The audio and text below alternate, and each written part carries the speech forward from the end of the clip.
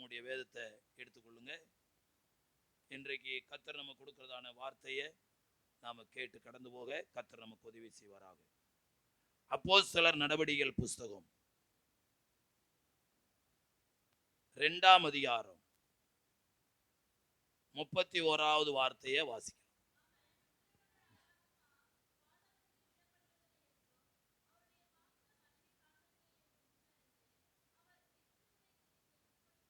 ஆமென். அல்லேலூயா. இயேசு ஏன் உயிர்த்தெழுந்தார் அல்லது உயிர்த்தெழுதலினாலே ஆண்டவருடைய பிள்ளைகளுக்கு கிடைக்கிற ஆசீர்வாதம் என்ன என்ற தலைப்பிலே சுருக்கமாக நாம் தியானிக்க போகிறோம். இயேசு கிறிஸ்து பிறக்கிறதுக்கு முன்னாடி பழைய ஏற்பாட்டிலே வாழ்ந்த தாவீது ராஜாவுக்கு ஆண்டவர் ஒரு வெளிப்பாட்டை கொடுக்கிறார். அந்த வெளிப்பாட்டின் அடையாளமாக அவன் ஒரு தீர்க்க தரிசனம் சொல்லுகிறான்.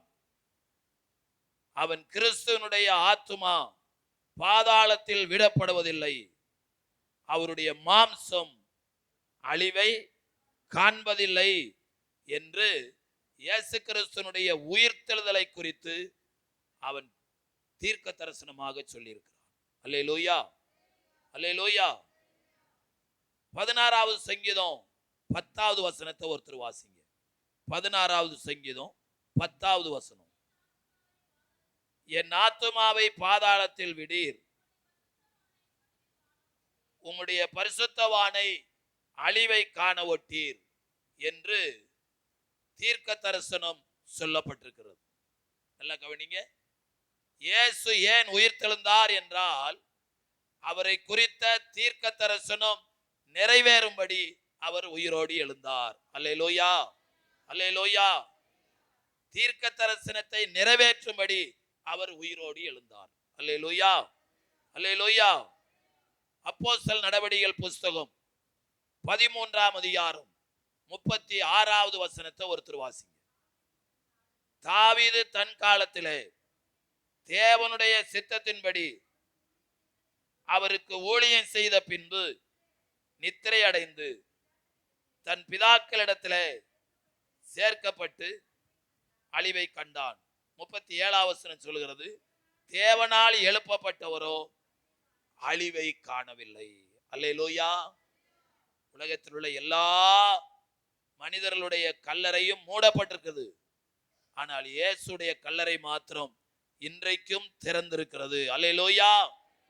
அவருடைய சரீரம் மண்ணுக்கு மண்ணாக மக்கி போகவில்லை, அவருடைய சரீரம் உயிரோடு எழுந்தது. அல்லேலூயா, அல்லேலூயா. உலகத்துல மிகப்பெரிய கண்காட்சி லண்டன் தேசத்துல வச்சிருக்கிறாங்க. போரூரை போல ரெண்டு கிராமம் சேர்ந்தா எவ்வளவு பெருசா இருக்கும், அவ்வளவு பெருசா இருக்கும். அதை சுற்றி பார்க்கறதுக்கு 2 நாள் 3 நாள் வேணும். பார்வோனுடைய காலத்துல வாழ்ந்த மக்களுடைய சரீரத்தை பதப்படுத்தி அங்க வைத்திருக்கிறார்கள். எந்த நாட்கள்ல? பார்வோனுடைய நாட்கள்ல வாழ்ந்த மனிதர்களை சரீரத்தை பதப்படுத்தி வைத்திருக்கிறார்கள். இப்படி மரித்து போன மக்களுடைய சிலருடைய சரீரத்தை பதப்படுத்தி வைத்திருக்கிறார்கள். ஆனால் அந்த சரீரம் உருவழிந்து கிடக்கிறது. இயேசுடைய மரணத்தை குறித்து தீர்க்க தரிசனம் என்ன? அவருடைய ஆத்துமா அழிவை காணவில்லை. அல்லேலூயா. அவருடைய சரீரம் மண்ணோடு மண் மக்கி போகவில்லை, அவருடைய கல்லறை மூடப்பட்டதா இல்லை, அவருடைய கல்லறை இன்றைக்கும் திறந்திருக்கிறது. அல்லேலூயா, அல்லேலூயா. சீசர்கள் எல்லாரும் இயேசுவை கைது பண்ண பொழுது ஓடி போயிட்டார்கள். இயேசுடைய மரணத்துல சில பெண்கள் கடைசி வரைக்கும் நின்று பார்த்து கொண்டிருந்தார்கள். அதுல அவருடைய மார்பிலை சாய்ந்து கொண்டிருந்த அன்பின் சீசனாகிய யோவான் மாத்திரம் சிலுவைக்கு பக்கத்துல நின்னான். ஆகவே தான் இயேசு உயிர் விடுவதற்கு முன்பதாக தன்னுடைய தாயை பார்த்து, ஸ்திரியே அதோ உன் மகன், தன்னுடைய அன்பின் சீசனை பார்த்து அதோ உன் தாய் என்று சொல்லி தன்னுடைய தாயை பராமரிக்க யோவானிடத்திலே ஒப்பு கொடுத்தார். அந்த நாள் முதல் அவன் அவளை ஏற்றுக்கொண்டான் என்று வேதம் சொல்கிறது.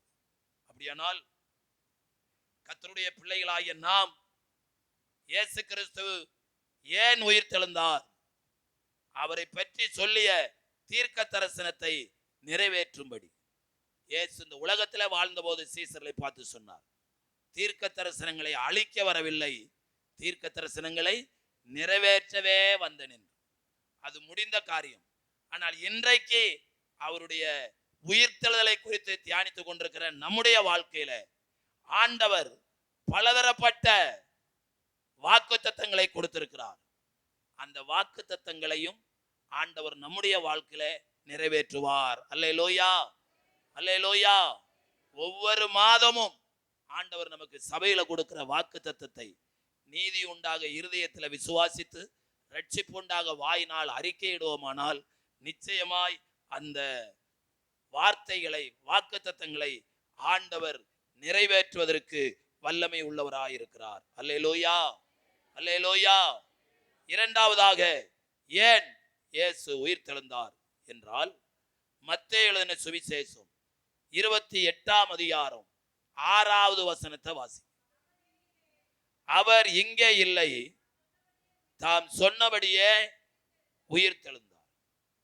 அப்படியானால் இந்த வசனம் யார்கிட்ட சொல்லப்படுகிறது? அதிகாலையில இயேசுவை தேடி போன பெண்கள் கூட்டத்திற்கு தேவதூதனால் சொல்லப்பட்ட ஒரு வார்த்தை. அவர் இங்கே இல்லை அப்படின்னா நமக்கு என்ன கேள்வி வரணும்? எங்கே இல்லை? அவர் அடக்கம் பண்ணப்பட்ட கல்லறையில இயேசு இல்லை. அப்படியானால் வசனம் சொல்கிறது மரித்த இடத்துல இயேசு இல்லை. உயிர்த்தெழுந்தவரை மரித்தோர் இடத்துல நீங்கள் தேடுவது என்ன என்று வேத புஸ்தகத்தில் நாம் வாசிக்கிறோம். கர்த்தருடைய பிள்ளைகளாகிய நாம் இந்த காலை வேளையில உயிர்த்தெழுந்த இயேசுவை நாம் ஆராதிக்கிறோம். மரித்து போன இயேசுவை அல்ல, உயிர்த்தெழுந்த இயேசுவை ஆராதிக்கிறோம். அப்படியானால் நமக்கு கிடைக்கிற ஆசீர்வாதம் என்ன? உயிர்த்தெழுந்த இயேசு மகிமையிலே எடுத்துக்கொள்ளப்பட்டார். அந்த உயிர்த்தெழுந்த வல்லமையை அவருடைய சீசர்களுக்கு அவருடைய பிள்ளைகளுக்கு கொடுக்கும்படியாக அவர் உயிரோடு எழுந்தார். அல்லேலூயா, அல்லேலூயா, ஆமென். அதை பற்றி நாம் எங்கே வாசிக்கிறோம் என்றால் மத்தேயு 11ஆம் அதிகாரம் 16ஆம் அதிகாரம் 21வது வசனத்தை வாசி. மத்தேயு எழுதின சுவிசேஷம் 16ஆம் அதிகாரம் 21வது வசனம்.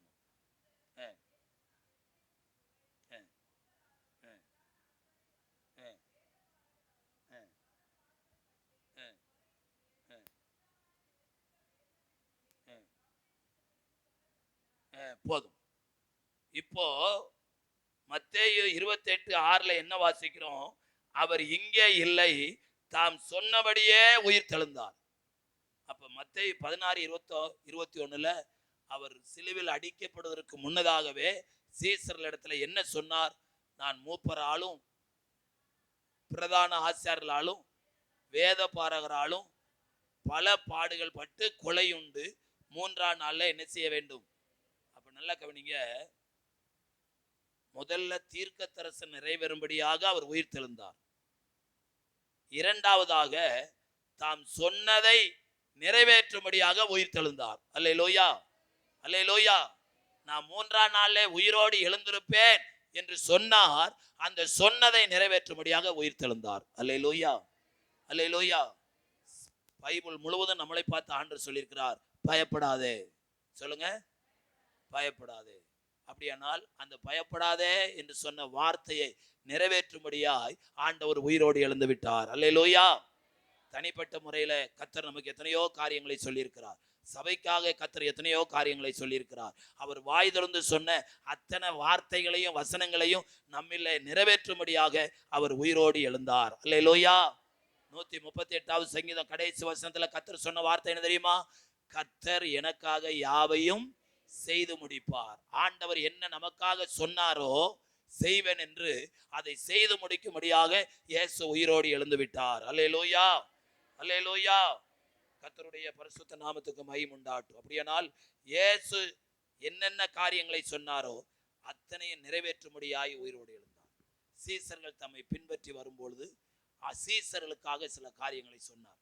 அதை யோவான் 14ஆம் அதிகாரம் 3வது வசனத்திலே வாசிக்கிறோம். வாசிங்க. யோவான் 14:3. நான் போய் உங்களுக்காக ஒரு ஸ்தலத்தை ஆயத்தம் பண்ணின பின்பு நான் இருக்கும் இடத்துல நீங்களும் இருக்கும்படி நான் மறுபடியும் வந்து உங்களை என்னிடத்தில் என்ன செய்வேன்? ஆமென். அல்லேலூயா, அல்லேலூயா. இந்த இடத்துல என்ன சொல்லி இருக்கிறார்? நான் போய் உங்களுக்காக ஒரு ஸ்தலத்தை, கொஞ்சம் உங்க சிந்தையில யோசனை பண்ணி பாருங்க. சொல்லி போயிட்டு இன்றைக்கோட 2024 ஆண்டுகள் ஆயிடுச்சு. 6 மாசத்துல நம்ம ஊர்ல வீடு கட்டுறாங்களா? ஒரு வருஷத்துல நம்ம வீட்டுல வீடு கட்டுறாங்களா? ஆனா 2024 வருஷமா நமக்காக ஒரு வீட்டை கட்டிக்கிட்டு இருப்பாருன்னா அந்த வீடு எவ்வளவு மகிமையான வீடா இருக்கும். அல்லேலூயா, அல்லேலூயா, அல்லேலூயா. இந்த உலகத்துல நாம எவ்வளவு சம்பாதித்தாலும் ஒரு சல்லி பைசாவை கூட எட்டு போக முடியாது. பைபிள்ல தெளிவா சொல்லுகிறது, அவர்களுடைய கிரியை அவர்களோடு கூட போகும். அல்லேலூயா. அப்ப நமக்காக ஆண்டவர் எப்படிப்பட்ட வீட்டை அங்க கட்டி வச்சிருப்பாருன்னா, ஆண்டவருக்காக எப்படி நாம் இந்த உலகத்துல கிரியை செய்கிறோமோ, ஆண்டவருக்காக எப்படிப்பட்ட நல்ல காரியங்களை செய்கிறோமோ, அதன் அடிப்படையில நமக்காக அங்க கர்த்தர் வீட்டை என்னஞ்சிருப்பார்? கட்டி வச்சிருப்பார். அல்லேலூயா, அல்லேலூயா. அப்படியானால் இந்த உலகத்துல ஆண்டவர் நமக்கு கொடுத்திருக்கிற இந்த நல்ல ஒரே ஒரு வாழ்க்கையை ஆண்டவருக்காக வாழ, ஆண்டவருக்காக செயல்பட நம்மளை ஒவ்வொரு நாளும் ஒப்பு கொடுத்து வாழ வேண்டும். அல்லேலூயா, அல்லேலூயா. ஆமென். ஆகவே நற்கிரியைகளில் நீங்கள் பெருகுவீர்களாக. நற்கிரியைகளை செய்யும்படியா கிறிஸ்து இயேசுவுக்குள் நாம் சிருஷ்டிக்கப்பட்டிருக்கிறோம் என்று பவுல் எழுதுகிறார். நம்மளால முடிந்த வரைக்கும் நல்ல காரியங்களை தேவனுக்கு என்று என்ன செய்ய வேண்டும்? செய்ய வேண்டும். ஒரே ஒரு வாழ்க்கை தான், அது சீக்கிரமா கடந்து போகும். அதற்கு முன்பதாக இயேசுவுக்காக என்னெல்லாம் செய்யணுமோ அதை செய்து முடிச்சிடணும். பைபிள்ல லாசருவை பற்றியும் ஐஸ்வர்யவானை பற்றியும் சொல்லப்பட்டிருக்கிறது. ஐஸ்வர்யவான் இந்த உலகத்துல வாழும் பொழுது ஒரு நாள் கூட தன்னுடைய அண்ணன் தம்பிங்களை குறித்து அக்கறைப்படல. திடீர்னு ஒரு நாள் மரணம் வந்துச்சு. ஏழை லாசரு பரதேசில போய் ஆபிரகாமுடைய மடியிலே தேற்றப்படுகிறான் என்று எழுதப்பட்டிருக்கிறது. ஆனால் ஐஸ்வர்யவானோ நரகத்துல போய் என்ன செய்யறான்? வேதனைப்படுகிறான். அங்க போன பிற்பாடு அவனுக்கு புத்தி வருது, ஐயோ வேதனையான இடத்துக்கு வந்துட்டோமே. கூட பிறந்த அண்ணன் தம்பிமார் 5 பேர் இருக்கிறாங்க. இப்போ ஆபிரகாம்கிட்ட ஒரு பெட்டிஷன் போடுறான், ஐயா அந்த லாசருவை எங்க ஊருக்கு அனுப்பி ஒரு சின்ன சாட்சி சொன்னார்னா எங்க சகோதரமார் அத்தனை பேர் ரட்சிக்கப்பட்டுருவாங்க. ஆபிரகாம் சொல்றாரு, உங்களுக்கு எங்களுக்கும் பெரிய பிளவு இருக்குதுப்பா. ஒரே ஒரு வாழ்க்கை தான். அந்த வாழ்க்கையை லாசரு கஷ்டத்திலும் நஷ்டத்திலும் பசியிலும் பட்டியலும் வாழ்ந்து இங்க வந்துட்டான். இனி அங்க போக முடியாது. உங்க அண்ணன் தம்பிமாரு இந்த வேதனையான இடத்துக்கு வராம இருக்கணும்னா தீர்க்க தரிசிகளை, ஊழியக்காரர்களை நான் பூமியிலே வைத்திருக்கிறேன். அவர்களுடைய வார்த்தைக்கு கீழ்ப்படிந்தால் இந்த வேதனையான இடத்துக்கு என்ன செய்ய வேண்டியதில்லை? வர வேண்டியதில்லை. அப்ப இன்றைக்கு நம்முடைய வாழ்க்கையில ஆண்டவர் கொடுத்த இந்த ஆயுசு நாட்கள்ல எவ்வளவு அதிகமா நம்ம ஆண்டவருக்காக வாழ்ந்து அவருடைய சித்தத்தை செய்து முடிக்கணுமோ வேக வேகமா செய்து முடிக்கணும். நரசத்துப்பேட்டையில் ஒரு ஐயா எனக்கு தெரியும். அவர் எதை செய்தாலும் வேக வேகமா செய்வார். ஏன் அப்படி செய்றீங்கன்னு கேட்டேன். அவர் சொன்னாரு, 62 வயசுல உன்னை எடுத்துக்கொள்ள போட, 62 வயசுல உன்னை எடுத்துக்கொள்ள போட. ஆகையினால 62 வயசு முடிகிறதுக்குள்ள நான் எவ்வளவுக்கு அதிகமா ஊழியம் செய்யணுமோ, ஆண்டவருக்காக என்னென்ன காரியங்கள்லாம் செய்யணுமோ அதை சீக்கிரமா செஞ்சுக்கிட்டு இருக்கேன் அப்படின்னாரு. நமக்கு யாரும் அந்த வெளிப்பாடு இல்லை. அதுக்காக அல்லே சொல்லுங்க பார்க்கலாம். அல்லேலூயா. அதுக்காக வேண்டி நீங்க எப்படியும் வாழலாம்னு நினைச்சிடக்கூடாது. தேவனுடைய சித்தத்தை அறிந்து என்ன செய்ய வேண்டும்? வாழ வேண்டும். ஆண்டவருடைய வருகையும் மனுஷனுடைய மரணமும் மனிதனுக்கு மறைக்கப்பட்டிருக்கிறது. மரணம் எந்த நேரத்தில் வரும்னு தெரியாது.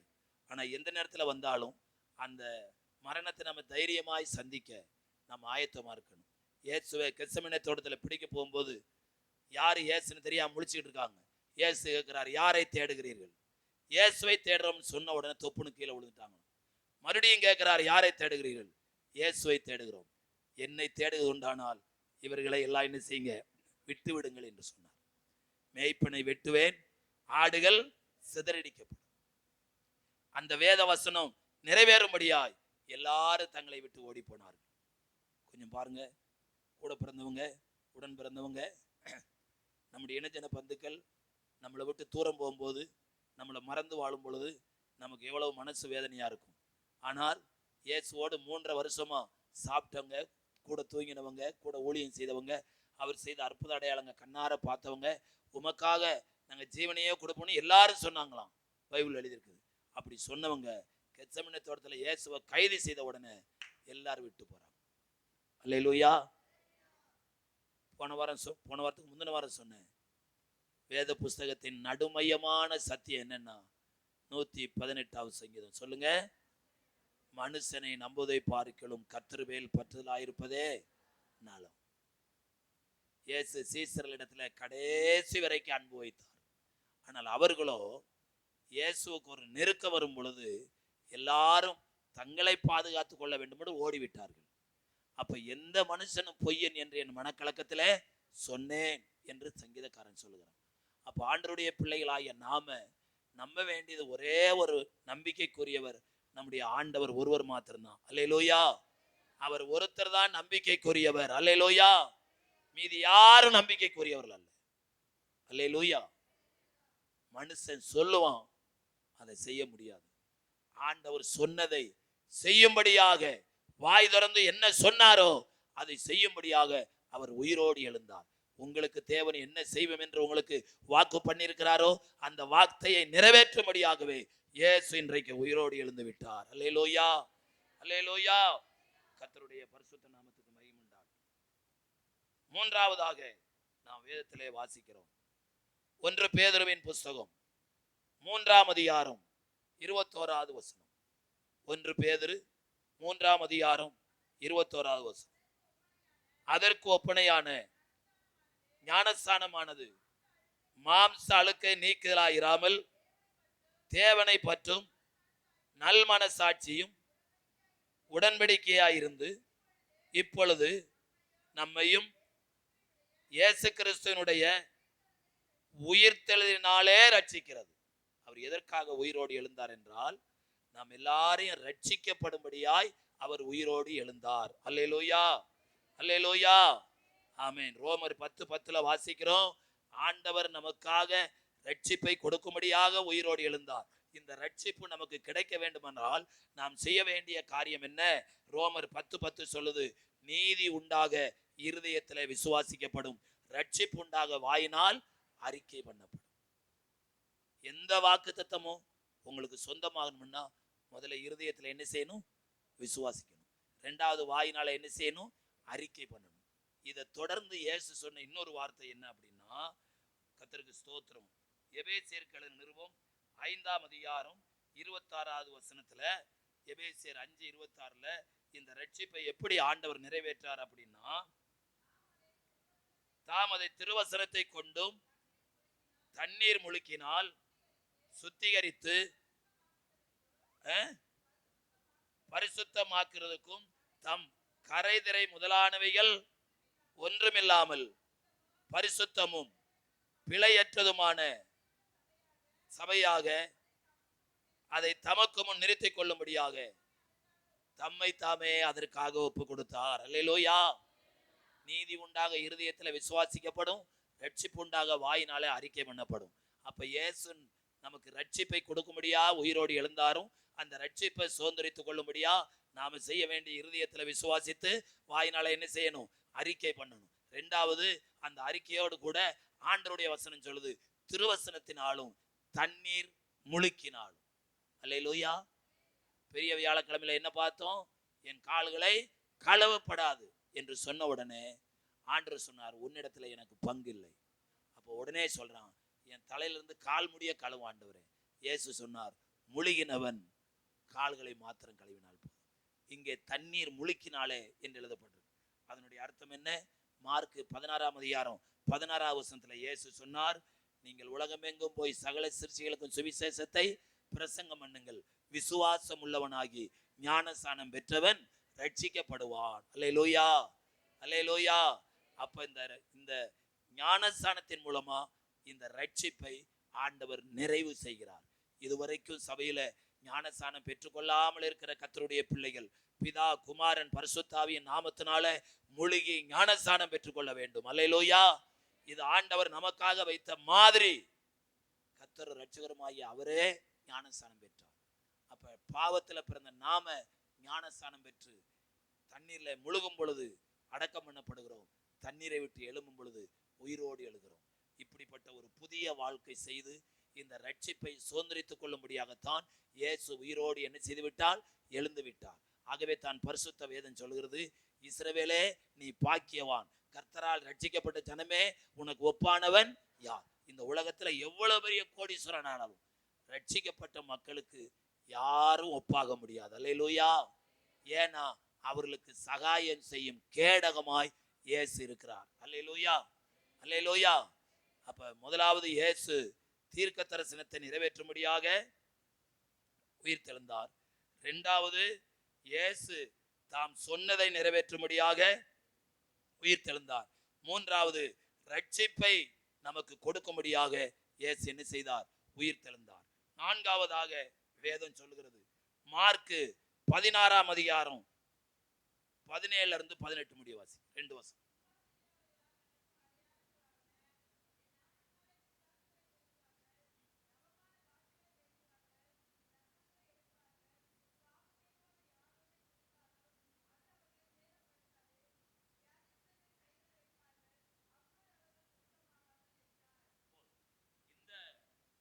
பகுதியில் நாம என்ன வாசிக்கிறோம் என்றால், இயேசு உயிர்த்தெழுந்த பிற்பாடுதான் சீசர்களுக்கு வல்லமைகளையும் வரங்களையும் கொடுக்கிறார். அல்லேலூயா, அல்லேலூயா.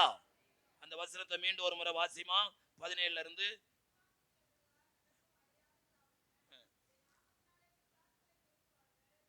ஆண்டவருடைய நாமத்தினாலே பிசாசுகளை துரத்தும்படியான வல்லமையை கர்த்தர் நமக்கு கொடுக்கிறார். இரண்டாவதாக அந்நிய பாஷையை பேசி கர்த்தரை ஆராதிக்க.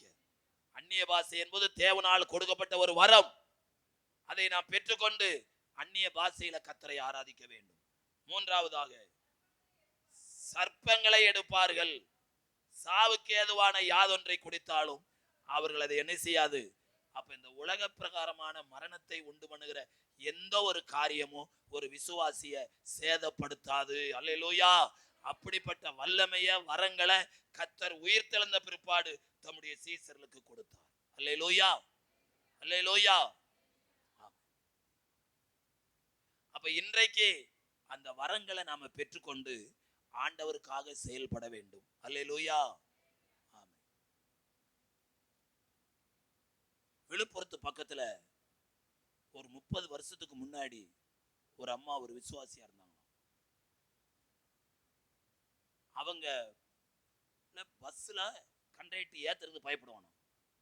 ஏன் அப்படின்னா, அவங்க பஸ்ல ஏறிட்டாங்கன்னா அந்த பஸ்ல உள்ளவங்க யாராவது அசுத்தாவி பிடிச்சிருந்தாங்கன்னா அவங்க ஆட தொடங்கிடுவாங்களாம். அல்லேலூயா. இவங்க ஜெபமே பண்ண மாட்டாங்க. வண்டியில ஏறி 4 பேரோட நிற்கும் பொழுது அசுத்தாவியில பிடிச்சவங்க ஆடுவாங்களாம். அதனால அந்த அம்மாவை இறக்கி விட்டுருவாங்க. அந்த அம்மா இறங்கிச்சுன்னா பிசாசு நெஞ்சிரும், நின்றும். அப்ப அந்த அளவுக்கு பரிசுத்த ஆவியினால அந்த அம்மா நிரப்பப்பட்டிருக்கிறாங்க. அல்லேலூயா.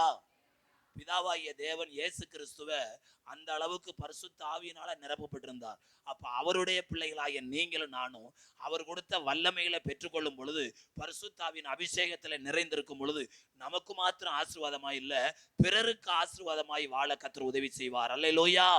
அப்போஸ்தலர் 1:8 சொல்லுகிறது, பரிசுத்தாவி உங்களிடத்துல வரும் பொழுது பலனடைவீர்கள். அப்போ ஆண்டவருடைய பிள்ளைகளாகிய நாம பரிசுத்தாவின் அபிஷேகத்தை பெற்றுக்கொள்ளும் பொழுது, கர்த்தருடைய வல்லமைகளை பெற்றுக்கொள்ளும் பொழுது நம்முடைய சரீரத்துல நம்ம பலனடைகிறோம். அல்லேலூயா. என்ன ஒரு ஆச்சரியம்னா, ஆண்டவருடைய வல்லமையையும் ஆண்டவருடைய பலத்தையும் நாம மற்றவங்களுக்கு கொடுக்க முடியும். அல்லேலூயா சொல்லுங்க பார்க்கலாம். அப்போஸ்தலர் 3:ஆம் என்ன வாசிக்கிறோம்? பிறவி சப்பானியை பார்த்து பேதுரு யோவான்னு சொல்றாங்க, நீ நீ எதிர்பார்க்கிற பொண்ணு வெள்ளியும் என்னிடத்தில் இல்லை, என்னிடத்தில் உள்ளதை உங்களிடத்தில் தருகிறேன். அல்லேலூயா, அல்லேலூயா. கையை பிடிச்சி நசரனா இயேசுவின் நாமத்தினால எழுந்து நட அப்படின்னு சொன்னாங்க. பைபிள் சொல்லுது, கால்களும் கரடுகளும் பலன் கொண்டு குதித்து நடந்து கர்த்தரை மகிமைப்படுத்தினான். அல்லேலூயா. அந்த வல்லமை முதல்ல யாருக்குள்ள இருந்தது? ஊழியக்காரங்களுக்குள்ள இருந்தது. கையை பிடிச்ச உடனே இந்த வல்லமையும் வரமும் பிறவி சப்பானிக்குள்ள போச்சு. கால் ஊண்டி நின்று நடந்தான். அல்லேலூயா, அல்லேலூயா. அப்ப விசுவாசிகள் என்ன செய்யணும் அப்படின்னா, நம்ம கூட பழகிறவங்க கிட்ட ஏதாவது வியாதி பிசாசின் பிரிய இருந்துச்சுன்னா நாம் அதை டெஸ்ட் பண்ணணும். எப்படி? 5 வருஷம் டாக்டர் படிச்ச பிற்பாடு ஆஸ்பத்திரியில் விட்டுறாங்க டாக்டருங்களை. வியாதிகளை அவங்க கேட்கணும். வியாதிகளை கேட்டு என்ன மருந்து கொடுக்கணும், எந்த மாத்திரை கொடுக்கணும் அப்படின்னு அவங்கள ப்ராக்டிக்கலில் விடுவாங்க. ஆப்ரேஷன் பண்ணும்படியா அவங்க ஆப்ரேஷன் தியேட்டரில் போய் அதை கற்றுக்கோ அப்படிங்கிறாங்க. விசுவாசிகளாகிய நாம வல்லமையை பெற்றுக்கொண்டு சபைக்குள்ளேயே கையை தட்டி பாடிக்கிட்டு இருக்கல பிரயோஜனம் இல்லை. நம்முடைய வாழ்க்கையில் இருக்கிற அந்த வல்லமை வரம் மற்றவங்களுக்கு என்ன செய்யணும்? பிரயோஜனப்படணும். அல்லேலூயா. அதை பைபிள்ல எப்படி வாசிக்கிறோம்? அவனவன் தனக்கானவைகள் அல்ல பிறனுக்கானவைகளை நோக்குவானாக. அல்லேலூயா. அப்ப நாம வாழுகிறது நமக்காக மட்டுமல்ல, பிறருக்காக வாழணும். அல்லேலூயா. இயேசு வந்தது பிறருக்காக, மரித்தது பிறருக்காக, உயிர்த்தெழுந்தது நமக்காக. அப்படியானால் இயேசுடைய வாழ்க்கையே மற்றவர்களுக்காக இருந்தது. அப்ப நம்முடைய வாழ்க்கையும் எப்படிப்பட்டவர்களாக மற்றவர்களுக்கு பிரயோஜனப்படுவதாக இருக்கணும். ஆகவே இயேசு வல்லமைகளை, வரங்களை, கிருபைகளை சீசர்களுக்கு கொடுக்கும்படியாக அவர் உயிரோடு எழுந்தார். 5வதாக இயேசு ஏன் உயிரோடு எழுந்தார் என்றால், வாசிங்க லூக்கா 24ஆம் அதிகாரம் 50-51.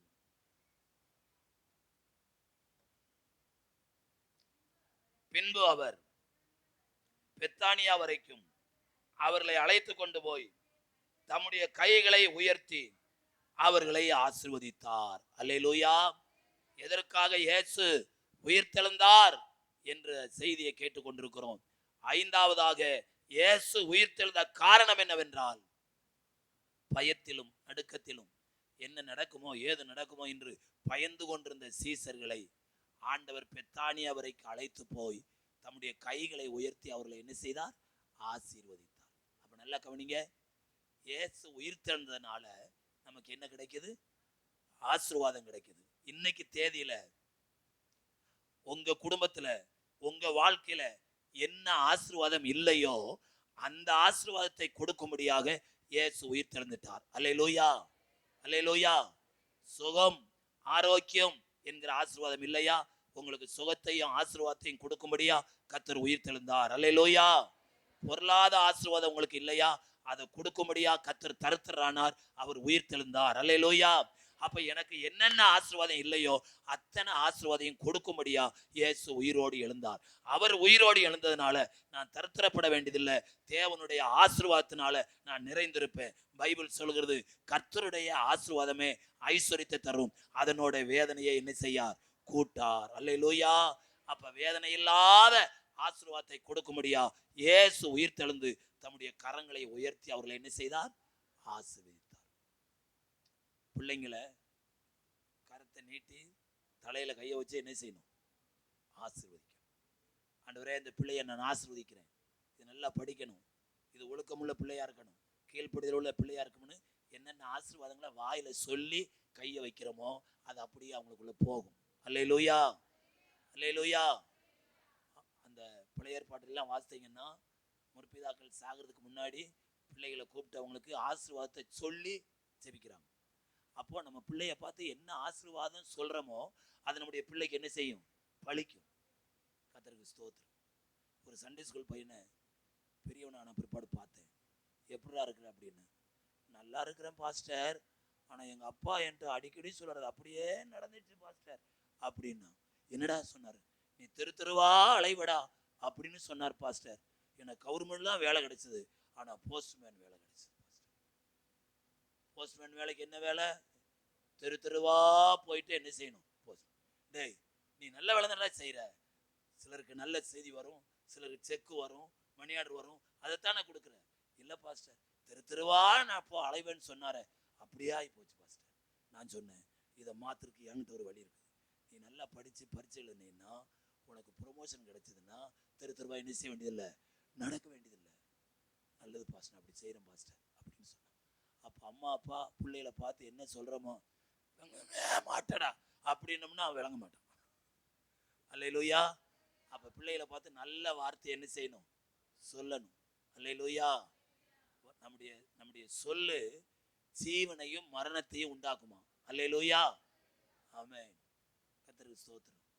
நோம்புல ஒரு சாவு என்ன எப்படி ஆச்சு? ரொம்ப நாளா பாஸ்டர் நான் செத்துருவேன் சொல்லிக்கிட்டே இருந்தா பாஸ்டர். ஒன்றும் இல்லை, புருஷன் வேலைக்கு போகும்போது வர்றதுக்குள்ள இந்த வேலையெல்லாம் செய்து வைக்கல உண்டா இல்லைன்னு ஆக்கிடுவோம். நீ என்னடா ஆக்குறது, நானே ஆக்குறேன்டா அப்படின்னு நேர தூக்கு போட்டு போனிட்டான். அல்லேலூயா. அப்புறம் விசாரிச்சா அவங்க வீட்டில் 4 பேர் செத்துருக்காங்க, 4 பேரும் தூக்கு போட்டு செத்துருக்காங்க. அப்போ அந்த வீட்டில் அந்த தற்கொலை ஆவி என்ன செய்யுது, ஒவ்வொருத்தரா தூக்கிட்டு போகுது. கர்த்தருக்கு ஸ்தோத்திரம். அவங்க வீட்டில் அவங்க கூப்பிட்டு சொன்னாங்க, பாரு இந்த சாவோட உங்க வீட்டில் தற்கொலை நிற்கணும், அதுக்கு ஒரே வழி சபைக்குள்ள வந்துரு. சபைக்குள்ள வந்து இயேசுவை ஏற்றுக்கொண்டேன்னா, ரட்சிக்கப்பட்டேன்னா ஆண்டவர் உனக்கு பாதுகாப்பா இருப்பார். அல்லேலூயா, அல்லேலூயா, அல்லேலூயா. ஜெயலலிதா அம்மா அவர்னா சாட்சியில சொல்லிச்சு, எங்க வீட்டுல ஒருத்தர் கூட 45 வயசுக்கு மேல வாழல, நான் ஒரு ஆளு தான் 65 வயசு தாண்டிருக்கேன் அப்படின்னுச்சு. அடுத்த வருஷமே செத்து போச்சு. அல்லேலூயா, அல்லேலூயா. அப்போ நம்ம வாயில நல்ல வார்த்தைகளை பேசணும். நம்ம பிள்ளைங்களை மனதார கைகளை நீட்டி என்ன செய்யணும், ஆசீர்வதிக்கணும். நம்ம கையில கர்த்தர் ஆசீர்வாதத்தை வச்சிருக்கிறார். அல்லேலூயா. ஆகினால தான் அந்த முந்தின குறிப்புல சொல்லும் பொழுது, என் நாமத்தினால் வியாதிஸ்தர் மேல் கைகளை வைப்பீர்கள். ஜெபம் பண்ணுவீங்கன்னு சொல்லல, வியாதிஸ்தர் மேல் என்ன வைப்பீர்கள். ரொம்ப பேர் வியாதிஸ்தர் மேல் கை வைக்க பயப்படுறாங்க. ஏன் அப்படின்னா, ஜுரம் திரும்பி வந்துருச்சுன்னா, அவங்களுக்கு இருக்கிற வியாதி நமக்கு வந்துருச்சுன்னா அப்படி வராது. சுவிட்சை போட்ட உடனே லைட் எரியுது, லைட் எரிஞ்ச உடனே இந்த இருளானது சொல்லாம கொள்ளாம போயிருது. அதே போல நமக்குள்ள இருக்கிற வல்லமை ஒரு விசுவாசி மேல, ஒரு வியாதிஸ்தன் மேல படும் பொழுது அந்த வல்லமை வியாதியை சுகமாக்குறது. அல்லேலூயா. அப்ப நீங்க உங்க கையை பார்த்து சொல்லணும், என் கை சாதாரண கையா இருந்தாலும் இந்த கையில கர்த்தருடைய வல்லமை இருக்குது, கர்த்தருடைய ஆசீர்வாதம் இருக்குது. நான் யாரை கையை நீட்டி ஆசீர்வதிக்கணும், அவங்க என்ன செய்யறாங்க, ஆசீர்வதிக்கப்படுறாங்க. ஆகவே கர்த்தருடைய பிள்ளைகளாகிய நாம இயேசு கிறிஸ்துனுடைய உயிர் தெழுந்த காரணத்தை தெரிஞ்சு கொண்டோம். கடைசி காரணம், நம்மளை ஆசீர்வதிக்க முடியா அவர் உயிரோடு என்ன செய்து விட்டார், எழுந்து விட்டார். அந்த ஆசீர்வாதத்தை நாம பெற்றுக்கொள்ள இந்த காலை வேளையில, இந்த ஆராதனையில நம்மை ஆண்டவருக்கு ஒப்பு கொடுப்போம். ஆண்டவருடைய ஆசீர்வாதத்தை நாம பெற்றுக்கொள்வோம். எல்லாரும் கண்களை மூடுங்க பார்க்கலாம். அல்லேலூயா, அல்லேலூயா, அல்லேலூயா, அல்லேலூயா, அல்லேலூயா, அல்லேலூயா, அல்லேலூயா, அல்லேலூயா. இயேசுவே, எல்லாரும் வாயில திறந்து கர்த்தரை ஸ்தோத்திரம் பண்ணுவோம். அல்லேலூயா, அல்லேலூயா, அல்லேலூயா. யூத ராஜசிங்கம் உயிர் தெழுந்தார், யூத ராஜசிங்கம் உயிர் தெழுந்தார். எல்லாரும் கை தட்டி உயிர் தெழுந்தார், மரித்து ஜெயித்தெழுந்தார். யூத ராஜசிங்கம் உயிர் தெழுந்தார், எழுந்தார் என்ற தோணி எங்கும் கேட்குதே, எழுந்தார் என்ற தோணி எங்கும் கேட்குதே, எங்கும் கேட்குதே. யூத ராஜசிங்கம் உயிர் தெழுந்தார், யூத ஜெயித்தெழுந்தார். யூத ராஜசிங்கம் உயிர் தெழுந்தார், எழுந்தார் என்ற தோணி எங்கும் கேட்குதே.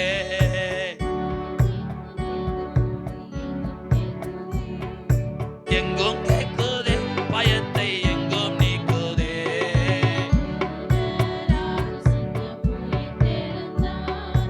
யூத ராஜசிங்கம் உயிர் தெழுந்தார், உயிர் தெழுந்தார், மரணை ஜெயித்தெழுந்தார். யூத ராஜசிங்கம் உயிர் தெழுந்தார், வேதாள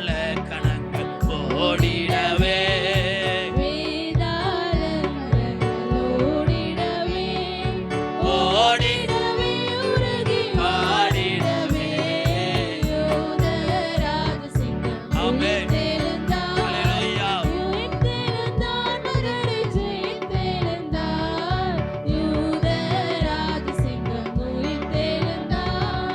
வானத்தின் சேனைகள் துதித்திடவே ஆமென். வானத்தின் சேனைகள் துதித்திடவே துதித்திடவே மரணை துதித்திடவே யூத ராஜசிங்கம் உயிர்த்தெழுந்தார் உயிர்த்தெழுந்தார் மரணத்தை ஜெயித்தெழுந்தார் யூத ராஜசிங்கம் உயிர்த்தெழுந்தார் மரணத்தின் சங்கிலிகள் தெரிபட்டன. ஆமென். மரணத்தின் சங்கிலிகள் தெரிபட்டன ஆமென். தெரிபட்டன. நொடியில் மூடிப்பட்டன ஆமென். யூத ராஜசிங்கம் உயிர்த்தெழுந்தார் ஹல்லேலூயா. உயிர்த்தெழுந்தார் நகரை ஜெயித்தெழுந்தார் யூத ராஜசிங்கம் உயிர்த்தெழுந்தார் எழுந்தார் என்ற தொனி எங்கும் கேட்குதே ஆமென். எங்கும் கேட்குதே பயந்து எங்கும் நீங்குதே யூத ராஜசிங்கம் உயிர்த்தெழுந்தார் உயிர்த்தெழுந்தார் நரகை ஜெயித்தெழுந்தார். யூத ராஜசிங்கம் உயிர்த்தெழுந்தார். அருமையான கர்த்தருடைய பிள்ளைகளே, தீர்க்க தரிசனத்தை நிறைவேற்றும்படியாக இயேசு உயிரோடு எழுந்தார். தாம் சொன்னதை நிறைவேற்றும்படியாக இயேசு உயிரோடு எழுந்தார். தேவனுடைய பிள்ளைகளுக்கு ரட்சிப்பை கொடுக்கும்படியாக இயேசு உயிரோடு எழுந்தார். தம்முடைய சீசர்கள் திக்கற்றவர்களாக போகாதபடி வல்லமையினாலும் வரங்களினாலும் கிருபையினாலும் நிறைய பண்ணும்படியாய் இயேசு உயிரோடு எழுந்தார். எல்லாவற்றுக்கும் மேலாக இந்த உலகத்தின் மக்கள் தேடி திரிகிற ஆசீர்வாதத்தை இலவசமாக நமக்கு கொடுக்கும்படியாக இயேசு உயிரோடு எழுந்து விட்டார். இன்றைக்கு என்ன ஆசீர்வாதம் வேண்டுமோ அதை ஆண்டவரிடத்துல கேட்டு ஆண்டவர் நம்மை ஆசீர்வதிக்கும்படியாகவே தெரிந்து கொண்டார். கர்த்தர் நம்மை நினைத்திருக்கிறார். அவர் நம்மை ஆசீர்வதிப்பார். சொல்லப்பட்ட எல்லா வார்த்தைகளும் நம்மிலே நிறைவேறும்படியா நம்ம எல்லாரும் கரங்களை தட்டி கர்த்தரை ஸ்தோத்திரம் பண்ணுவோம். Praise the lord. Hallelujah, hallelujah, hallelujah, hallelujah. தேவனுடைய வார்த்தைகள் எல்லாம் ஆமென் என்றும் ஆமென் என்றும் நம்முடைய வாழ்க்கையில நிறைவேறும்படியாய் கர்த்தரை ஸ்தோத்திரம் பண்ணுவோம். ஆமென். நம்ம எல்லாரும் எழுந்திருக்கலாம். எழுந்திருந்தாவே உம்முடைய குமாரனே உங்களுடைய இரட்சகருமாய் இருக்கிற இயேசு கிறிஸ்துவின் நாமத்தினால இந்த 2024 ஆண்டும் இந்த 3வது மாதத்தின் இறுதி நாளிலே நீர் 2024 ஆண்டுகளுக்கு முன்பாக எங்களுக்காக மரணத்தை ருசி பார்த்து உயிரோடு எழுந்தீரே, உமக்கு ஸ்தோத்திரம் ஐயா. ஆண்டவரே, தீர்க்க தரிசனங்களை நிறைவேற்றும்படியாக நீர் உயிர் தெழுந்தீர். எங்களுக்கு என்னெல்லாம் தீர்க்க தரிசனம் வந்திருக்கிறதோ அதையெல்லாம் நிறைவேற்றுவென்ற நம்பிக்கையோடு நாங்கள் உம்மை துதிக்கிறோம் ஐயா. தாம் சொன்னதை சொன்னபடியே உயிர் தெழுந்தார் என்ற வார்த்தையின்படி நீர் சொன்னதை நிறைவேற்றும்படியாய் உயிர் தெழுந்தீர். எங்களுக்கு வல்லமைகளை வரங்களை கொடுக்கும்படியாய் உயிர் தெழுந்தீர். உமக்கு நன்றி அப்பா, நன்றி அப்பா, நன்றி அப்பா. ஆண்டவரே, இந்த உலகத்துல நாங்கள் கெட்டு போகாமல் ரட்சிப்படையும்படியாக உயிர் தெழுந்தீரே. எல்லாவற்றுக்கும் மேலாக தேவனுடைய ஆசீர்வாதத்தை கொடுக்கும்படியாக எங்களுக்காக உயிர் தெழுந்த ஆண்டவரை உள்ளத்தின் ஆழத்திலிருந்து உமக்கு நன்றி செலுத்துகிறோம். இத்தனை நன்மைகளையும் இந்த ஆராய்ல வந்து பங்கு கொண்ட அத்தனை பேருக்கும் தனித்தனியா பேர்வராய் கொடுக்கும்படி செபிக்கிறேன். குடும்ப குடும்பமாய் கொடுக்கும்படி செபிக்கிறேன். இன்றைக்கு மாலையில் நடக்கிற இயேசு உயிர் தெழுந்தார் கூட்டத்தை ஆசீர்வதித்தாங்க. எல்லா தேவ பிள்ளைகளும் வந்து பங்கு கொள்ள உதவி செய்யும். ஏசப்பா மூலம் ஜெபிக்கிறோம் நல்ல பிதாவே, ஆமென். என் ஆத்துமாவே கர்த்தரை ஸ்தோத்திரி, முழு உள்ளமே பரசுராமத்தை ஸ்தோத்திரி. என் ஆத்துமாவே கர்த்தரை ஸ்தோத்திரி, சகல உபாரங்களையும் மறவாதே. ஆமென். நம்முடைய கர்த்தராயிருக்கிற இயேசு கிறிஸ்துவினுடைய கிருபையும் பிதாவாகிய தேவனுடைய அன்பும் பரிசுத்த ஆவியானுடைய அந்யோன்ய ஐக்கியமும் நம் அனைவரோடும் ஆண்டுடைய வருகை மட்டும் இருப்பதாக. ஆமென், ஆமென். அல்லேலூயா, அல்லே